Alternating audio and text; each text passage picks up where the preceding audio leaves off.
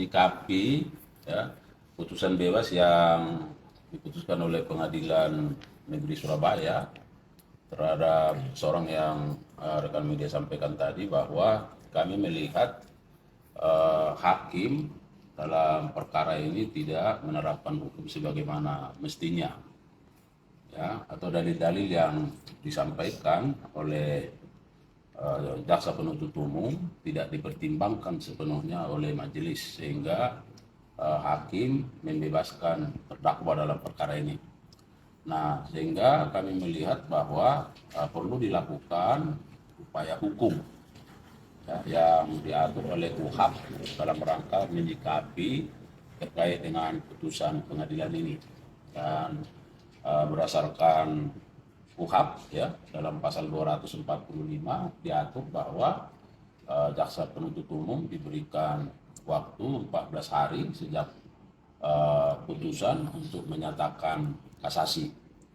Dan setelah dinyatakan kasasi, maka ada waktu 14 hari juga bagi jaksa penuntut umum untuk menyusun dan mengajukan memori kasasinya. Nah, pada kesempatan ini kami sedang menunggu salinan putusan dari pengadilan untuk melakukan kajian dan untuk membaca, meneliti, mencermati pertimbangan-pertimbangan yang ada dalam putusan itu, sehingga hakim mengambil putusan membebaskan terdakwa.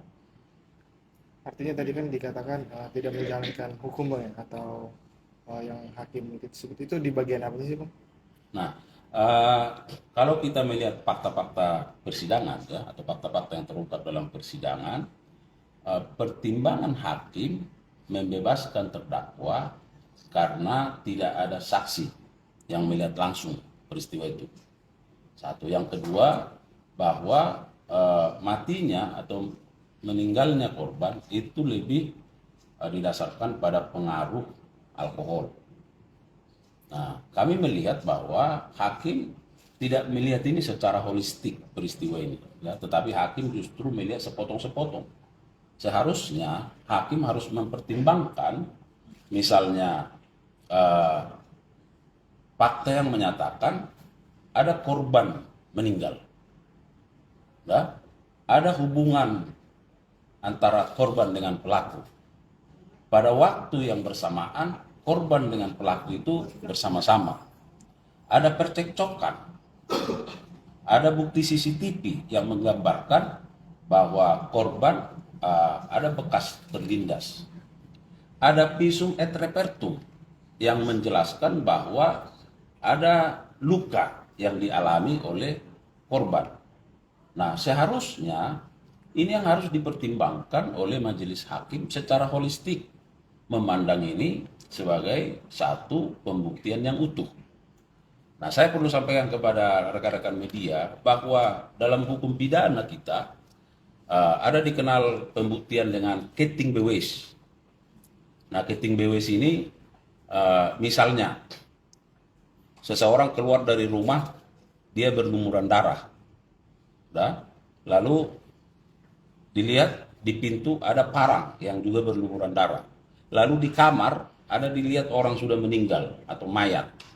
Nah, dari sisi keting bewes ini kan tidak ada saksi yang melihat, tapi ada orang meninggal.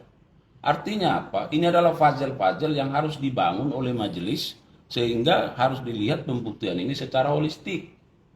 Ini ada meninggal, lalu siapa yang harus bertanggung jawab terhadap orang yang meninggal? Apakah hanya bisa didasarkan pada bukti yang menyatakan bahwa karena pengaruh alkohol atau karena tidak ada saksi? Nah, itulah yang menjadi tugasnya majelis hakim dengan kewenangan, kekuasaan yang dimilikinya untuk mengungkap ini selengkap-lengkapnya berdasarkan alat bukti yang ada. Nah, kalau kita mengacu kepada pasal 184 KUHAP, di sana ada keterangan saksi. Nah, kemudian ada keterangan ahli. Tentu ahli menjelaskan posisinya surat. Apa suratnya? Visum et repertum. Apa suratnya? Selain visum et repertum tadi, dilihat CCTV. Ya, ada petunjuk, ada rangkaian yang bersesuaian antara keterangan saksi, ahli, dan surat itu. bahwa ada peristiwa ini dan memang orang meninggal. Nah, selain itu tentu apa? Keterangan terdakwa. Oke, mungkin terdakwa menyangkal. Tetapi hakim bisa menggunakan bukti-bukti yang lain ini dari alat bukti ini untuk memperkuat keyakinannya.